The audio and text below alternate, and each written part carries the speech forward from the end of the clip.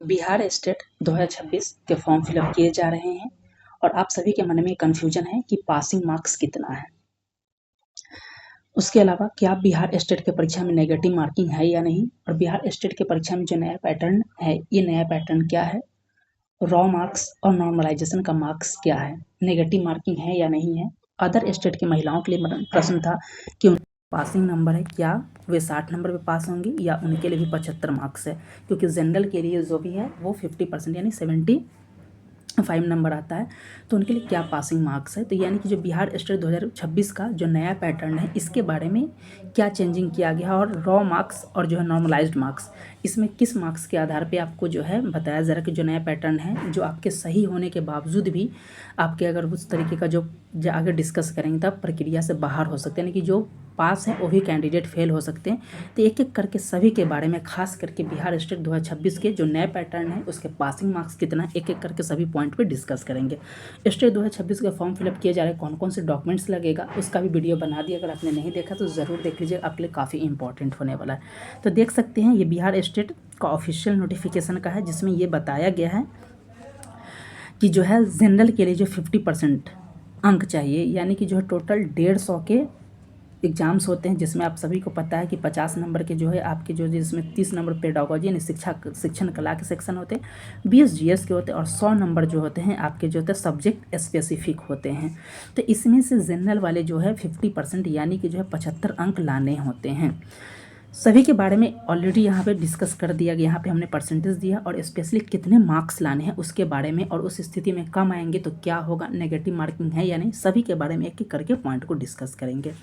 उसके अलावा देख लिया जाए पिछड़ा वर्ग की बात किया जाए, जिसमें खास करके बीसी कैटेगरी, पिछड़ा वर्ग में देख लीजिएगा कैटेगरी में बीसी कैटेगरी आते हैं, तो इनके लिए 45.5% अंक, और ईबीसी कैटेगरी जिसके लिए 42.5% अंक लाने होते हैं। एससी एसटी के लिए, महिला के लिए और दिव्यांग के लिए, सभी के लिए क्या है 40% है। तो ये मन में प्रश्न था कि ये जो महिला आ गया, तो क्या ये जो महिला का जो है कि महिला के लिए जो है 40% है, तो क्या ये देख सकते हैं जो नोटिफिकेशन उसमें बताया गया कि जो भी आरक्षण है जो कुछ भी होता है वो बिहार के स्पेसिफिक जो निवासी हैं उनके लिए किया जाता है, क्योंकि जो महिलाएँ जो अदर स्टेट के, चाहे वो यूपी हो, झारखंड हो, कहीं के भी हों, तो उनके लिए वो जनरल कैटेगरी में आ जाती हैं, और जनरल कैटेगरी का जो पासिंग मार्क्स वो 50% है, तो उनके लिए पासिंग मार्क्स कितना होगा, तो ये 75 अंक होगा, न कि 60 अंक। 60 अंक सिर्फ बिहार की महिलाओं के लिए होगा, अदर स्टेट की महिलाओं के लिए कितना होगा, तो 75 अंक होगा। तो ये कन्फ्यूजन दूर अब हो गया होगा। फिर से हम बता देते हैं कि जो बिहार स्टेट की महिलाएँ हैं उनके लिए पासिंग मार्क्स बिहार के लिए कितना होगा, तो बिहार की महिलाओं के लिए 60 नंबर है और अदर स्टेट की महिलाओं के लिए 75 अंक। इस पॉइंट को ध्यान रखिएगा। यहाँ पे देख लीजिए, ये एक एक करके सभी पॉइंट को यहाँ पे डिस्कस किया गया है, देख सकते हैं। यहाँ पे हमने कितने अंक लाने हैं 150 में से, उस चीज़ को भी यहाँ पे हमने इंक्लूड कर दिया है। वैसे अभी टीआरई 4 को लेकर आंदोलन चल रहा है और शिक्षा मंत्री जी के द्वारा जो नया पे नया भाषण दिया जा रहा, बताया जा रहा है कि टीआरई 4 का नोटिफिकेशन कभी भी जारी किया जा सकता है, तो जुमलेबाजी है।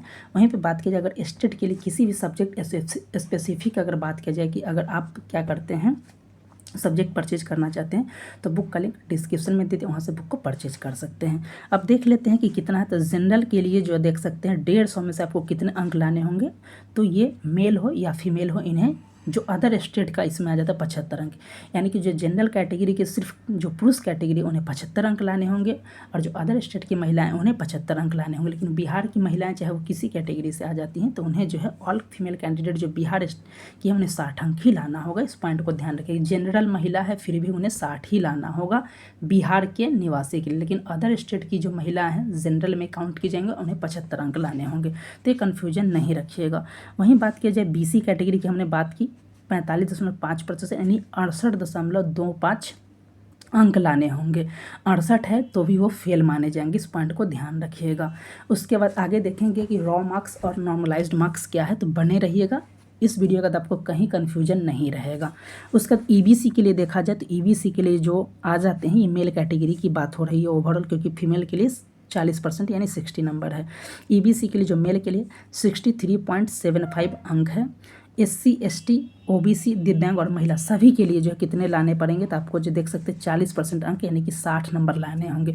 तो जनरल के लिए 50% यानी 75 अंक, बीसी के लिए 45.5 यानी 68.25 अंक, ईबीसी के लिए 42.5% यानी 63.75 अंक, और SC ST दिव्यांग और महिला जो है खास करके बिहार के लिए 60 अंक लाने होंगे 40%। अदर स्टेट की महिलाओं के लिए 75 अंक लाने होंगे। इस पॉइंट को ध्यान रखिएगा।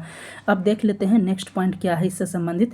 आगे नॉर्मलाइजेशन के बारे में जानेंगे, लेकिन यहाँ पे देख लेते हैं क्या नेगेटिव मार्किंग है कि नहीं। तो बिहार स्टेट में नेगेटिव मार्किंग नहीं है, नेगेटिव मार्किंग नहीं है। लेकिन ये जो नया जो नॉर्मलाइजेशन का प्रभाव जो लाया गया है, इससे अगर आप ज़्यादा नेगेटिव कर रहे हैं तो आपको दिक्कत का सामना करना पड़ सकता है। यहाँ पे देख लीजिए क्लियर लिखा गया है कि आपको जो है नया पैटर्न पिछले साल से ही लागू हुआ है कि जो पासिंग हो या फेल हो, इसका निर्णय किस पे, रॉ स्कोर के आधार पर नहीं बल्कि नॉर्मलाइज्ड स्कोर पे किया जाएगा।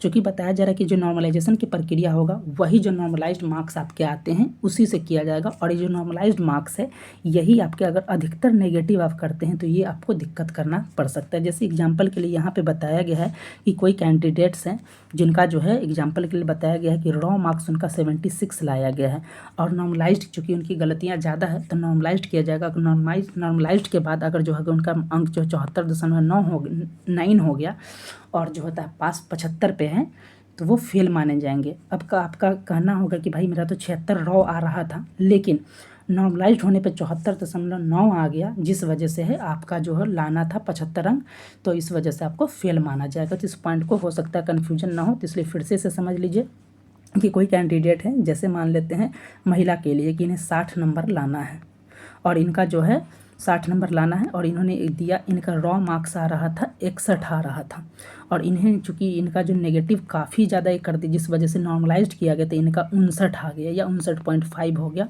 तो चूँकि आ तो 61 रहा था लेकिन नॉर्मलाइज्ड करने पे जो हो गया 59, क्योंकि रिजल्ट जो बनने वाला है वो नॉर्मलाइज्ड मार्क्स पे ही बनेगा। तो नॉर्मलाइज्ड मार्क्स कितना हो गया है तो आपका हो गया 59.5, इस वजह से उसका रिजल्ट नहीं हो सकता है। तो रॉ मार्क्स पे नहीं बल्कि नॉर्मलाइज्ड मार्क्स पे ही रिजल्ट बनेगा। इस पॉइंट को ध्यान रखिए। तो इस स्थिति में हमने बताया कि जो कैंडिडेट पास यानी 61 नंबर ला गए तो पास है, लेकिन जो रॉ स्कोर के कारण वो पास हो गए लेकिन नॉर्मलाइज्ड स्कोर के कारण उनका 59 पॉइंट या 59 आ गया, जिस वजह से उन्हें फेल करार दिया जाएगा। इस पॉइंट को ध्यान रखिएगा। तो नॉर्मल इसी वजह से हमने बताया कि ज़्यादा नेगेटिव मार्किंग जो होगा इस चीज़ पे यहाँ पे बताया गया। देखिए कि परीक्षा में नेगेटिव मार्किंग नहीं है यहाँ पे लिखा गया है, लेकिन ज़्यादा नेगेटिव होने पर क्या होगा, नॉर्मलाइज्ड पे प्रभाव पड़ेगा और इस वजह से अगर रॉ स्कोर ज़्यादा और नॉर्मलाइज्ड स्कोर कम हो जाने पे क्या होगा कि आपको रिजल्ट नहीं हो सकता। लेकिन क्या करना है, कई सारे कैंडिडेट का यही सुझाव है, जो एग्जाम्स में सबका यही सुझाव है कि आपको जो है जो 150 क्वेश्चन है वो 150 क्वेश्चन को अटैम्प्ट कर देना चाहिए। तो देख सकते हैं कि ये सारी चीज़ की जो नॉर्मलाइज्ड मार्क्स या पासिंग मार्क्स से संबंधित पॉइंट्स को हमने डिस्कस कर लिया कि क्या है।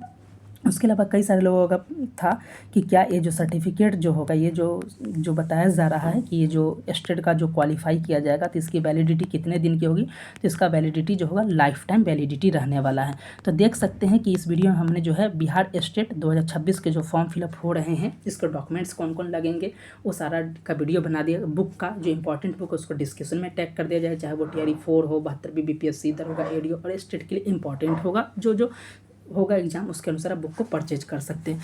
पासिंग मार्क्स कितना है एक के बारे में हमने देख लिया। जो नया पैटर्न लागू किया गया है कि जो नॉर्मलाइज्ड मार्क्स और रॉ स्कोर मार्क्स, उसके बारे में हमने डिस्कस कर लिया। अदर स्टेट की महिलाओं के लिए कितना लगेगा, तो एक एक करके सभी पॉइंट्स को हमने डिस्कस किया। एग्जाम जो होगा वो आपके जो होंगे वो ऑनलाइन मीडियम यानी कि कंप्यूटर बेस्ड यानी ऑनलाइन ही आयोजित कराया जाएगा। तो उम्मीद करता हूँ कि आपके जो है बिहार स्टेट 2026 के पासिंग मार्क्स से संबंधित सभी पॉइंट्स को इस वीडियो में हमने आपकी क्वेरी को समाप्त कर दिया है। फिर भी अगर कोई क्वेरी है तब ज़रूर कमेंट करें, आपके इस प्रॉब्लम को सॉल्व किया जाएगा। मिलते हैं नेक्स्ट वीडियो के साथ, तब तक के लिए धन्यवाद।